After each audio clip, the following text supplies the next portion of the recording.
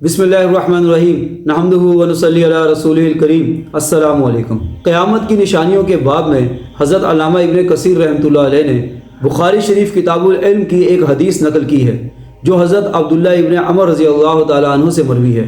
اس حدیث کا مفہوم ہے کہ آپ صلی اللہ علیہ وآلہ وسلم نے فرمایا، اللہ تعالیٰ علم کو اچانک یوں ہی نہیں اٹھائیں گے کہ وہ لوگوں کے اندر سے علم کو کھینچ لیں، بلکہ علم کو علماء کے ذریعے اٹھایا جائے گا حتیٰ کہ زمین پر کوئی بھی عالم باقی نہیں رہے گا، اور لوگ اپنا پیشوا جاہلوں کو بنا لیں گے جو بغیر علم کے فتویٰ دیں گے، خود بھی گمراہ ہوں گے اور دوسروں کو بھی گمراہ کریں گے۔ یہاں پر میں آپ سب سے گزارش کرنا چاہوں گا کہ دین کے علم کو سیکھیں، اسے اہمیت دیں۔ جو دنیاوی فن بھی آپ کے پاس ہے اس کے ذریعے اللہ تعالیٰ کی ذات کو پہچانیں۔